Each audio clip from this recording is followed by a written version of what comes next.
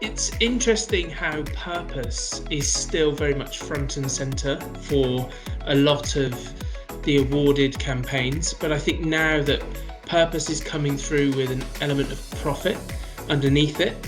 And it's interesting how a lot of the campaigns are very much considering all of the stakeholders in their business and the stakeholders that their business interacts with. And it's really come through in all of the richness of the creativity, and it shows that they're thinking much broader than just the bottom line now. I think the most surprising thing about the entries that I'm seeing is they're taking on social challenges. So all of the campaigns seem to be very much not around, right, we just need to make some money and it's short-termist. For instance, the womb Spain stories, and I think the one that challenged the conception in South America around infant mortality. I think those are such wonderful demonstrations of the scale of the thinking around these campaigns and the ambition of what the agencies have set out to achieve. It's no longer a short-termist approach. It's really about changing mindsets, changing communities, and sometimes changing governments' perspectives on things. It's such a wonderful realization of that in these award entries that I'm seeing today.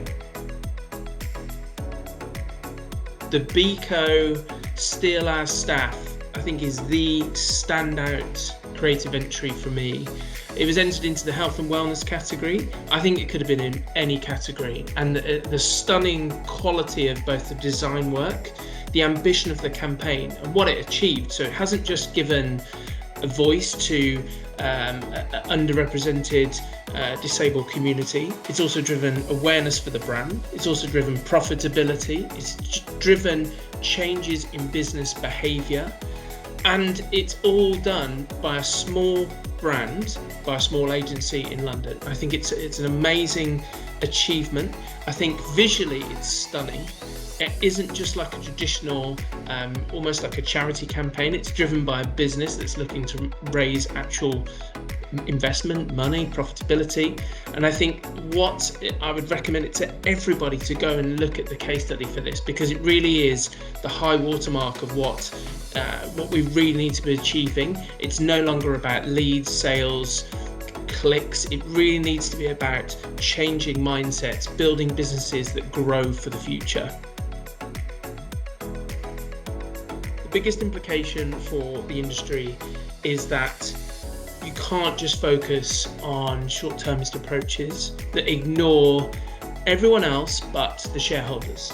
That's archaic thinking. It needs to be brought up to date to really embrace a wider perspective of all of your stakeholders, including your staff. Many of these campaigns really do embrace everyone in the company coming together to drive forward their business. It isn't about the bottom line anymore. It's about thinking about the wider context in which you're operating. I think the essence of design-led thinking and the way that really propels the campaign to cut through in a market full of noise is really about how campaigns win and engage and really drive value for a business.